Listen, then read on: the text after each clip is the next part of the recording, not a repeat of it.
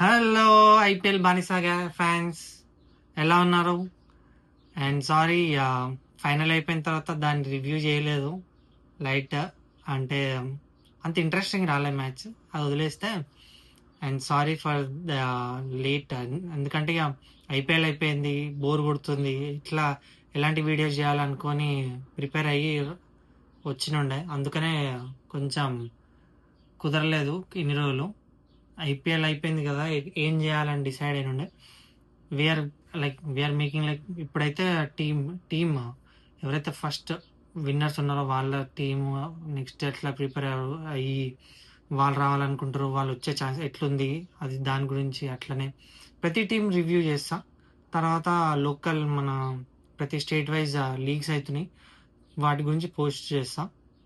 Videos చేయలేకపోవచ్చు వాటి గురించి. అండ్ అట్లా అట్లా డిసైడ్ అయినుండే, దాని గురించి కూడా మాట్లాడుకుందాం. ఎందుకంటే ఫస్ట్ టీమ్ రివ్యూస్ చూద్దాం ఈరోజు. ఫస్ట్ టీం ఈరోజు విన్నర్ ఛాంపియన్స్ ఆర్సీబీ ఛాంపియన్షిప్ గెలిచింది. ఇదే తోటి నెక్స్ట్ ఇయర్ కూడా కొట్టాలనుకుంటే వాళ్ళు వెయిట్ చేస్తున్నారు. అండ్ వీళ్ళు లాగ్ అయిందంటే ఒక బౌలర్ అంటే భువనేశ్వర్ మంచిగా చేసిండు, జాష్ హేజిల్వుడ్ మంచిగా చేసిండు, రసిక్ సలాందార్ మస్తు వేసిండు, spinners Krunal Pandya, Suyash Sharma, and batters మధ్యలో అందరు బ్యాటర్స్ సూపర్, మస్త్ అంటే మస్తుర్రు. వాళ్ళని రిప్లేస్ చేసే చాలా తక్కువ. అండ్ చేంజెస్ కూడా వీళ్ళ టీం మొత్తంలో చాలా తక్కువ ఉంటాయి, ఎందుకంటే మినీ ఆప్షన్ ఖచ్చితంగా ఉంటుంది డిసెంబర్ ఆర్ నవంబర్ టైంలో కానీ అక్టోబర్ టైంలో కానీ. ఆ టైంలో కొత్త మందిని యాడ్ అయ్యే ఛాన్సెస్ ఉన్నాయి, కానీ మరీ అందరిని రిలీజ్ చేసే ఛాన్సెస్ చాలా అంటే చాలా తక్కువ. వీళ్ళు స్ట్రగుల్ అయ్యేది అని చెప్పినా కదా, ఫోర్త్ బౌలర్ ఎవరైతే ఉన్నారో అదే కొంచెం వీక్. ఇది మన గుర్తొస్తలేదు, జేకబ్ డఫీ కొంచెం ఫినిషింగ్ స్టేజెస్లో, అంటే ఏదైతే లాస్ట్ ఫ్యూ మ్యాచెస్ ఉన్నాయో అక్కడ కొంచెం స్ట్రగుల్ అయ్యింది, కానీ లేకుంటే మస్త్ వేసిండు ఆయన కూడా. ఏదైతే లైక్ రీప్లేస్లా జాష్ హేజిల్వుడ్కి రీప్లేస్మెంట్గా మన జేకబ్ డఫీ ఎప్పుడైతే వచ్చిండో మస్తు పర్ఫామ్ చేసిండో. కానీ జేకబ్ డఫీని కూడా ఎందుకు తీసుకోవాలనుకుంటారంటే కొంచెం కొన్ని పిక్చర్స్లో ఇంకో సీమర్ ఉంటే కూడా హెల్ప్ అవుతుంది కదా, అట్లా అని చెప్పి వీళ్ళు జేకబ్ డఫీని బ్యాకప్ ఇంకో బౌలర్ లెక్క యూజ్ చేసుకుంటారు, స్పిన్నర్ని షార్ట్ చేసి. అట్లా వీళ్ళకు హెల్ప్ కావాలని చెప్పి ఇంకో బౌలర్ని ప్లేయింగ్ లెవెల్ తీసుకుంటారు.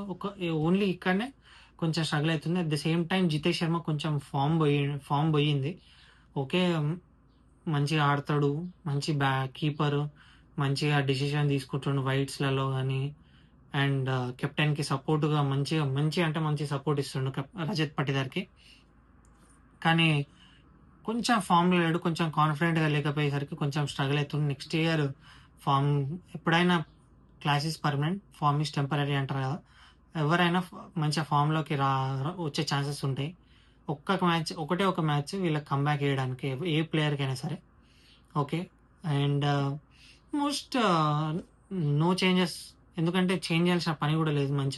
మంచి ప్లేయర్స్ ఎవరైతే ఉన్నారో అందరు మంచి కాంబినేషన్ ఉంది, ప్లేయర్స్ అందరూ మంచి సింక్లో ఉన్నారు, మంచిగా టీమ్ ఎన్విరాన్మెంట్ మొత్తం మస్తు ఉంది. కాబట్టి చాలా తక్కువ చేంజెస్ చూస్తుండొచ్చు. కాకపోతే కొంచెం కొత్త టాలెంట్ని కూడా ట్రై చేస్తారు వీళ్ళు, ఎందుకంటే ఎక్స్పీరియన్స్ ఉండాలి, at the same time new talent, మంచి టాలెంట్ ఫైండ్ అవుట్ చేయడంలో వీళ్ళు కూడా మస్తు ఉన్నారు.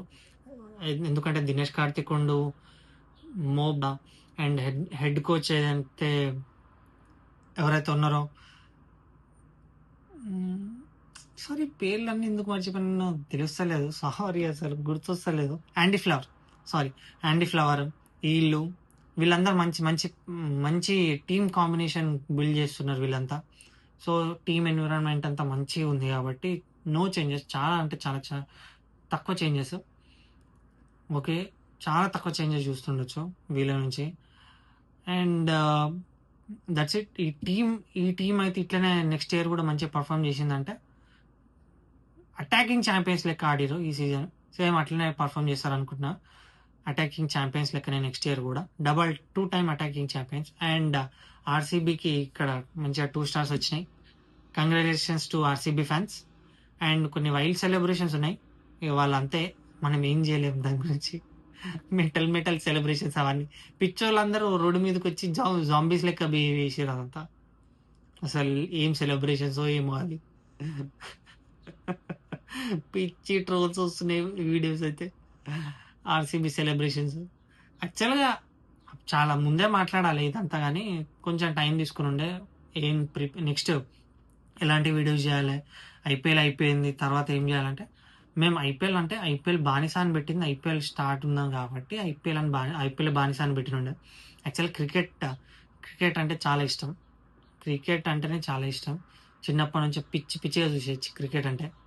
అసలు చిన్నప్పటి నుంచి ఇంటికి రాంగాల్నే మంచిగా గ్రౌండ్‌లోకెళ్తుండే. దగ్గర దగ్గర ఎక్కడ ఎక్కడ ఎక్కడ క్రికెట్ ఆడినా మంచిగా పోయి మంచిగా ఆడుతుండే. మస్తు అంటే మస్తు ఉంటుండే చిన్నప్పటి నుంచి. చాలా ఇంట్రెస్ట్ చాలు. అందుకు క్రికెట్ బానిస అని పెట్టాల్సింది గానీ, ఐపీఎల్ నడుస్తుంది. ఐపీఎల్ బానిస అని మంచిగా ఫ్లోలో ఉంది. మంచిగా సెట్ అయింది పేరు గూడా. అందుకు ఐపీఎల్ బానిస అని కొనసాగిస్తున్నాం. అండ్ దీంతో పాటు ఇంటర్నేషనల్ మ్యాచెస్ వాటి అప్డేట్స్ అవి గూడా పోస్ట్ చేస్తా. ఇందులో గానీ మన ఇన్‌స్టా పేజ్‌లో గానీ మంచిగా ఇన్ఫర్మేషన్ ఉంటది. దాన్ని గూడా పోస్ట్ చేస్తా. ఓకే. అండ్ థ్యాంక్ యూ ఎవరైతే మా వీడియో చూస్తున్నారో వాళ్ళందరికీ చాలా చాలా చాలా thanks. And please like, share, subscribe IPL బానిస. Thank you.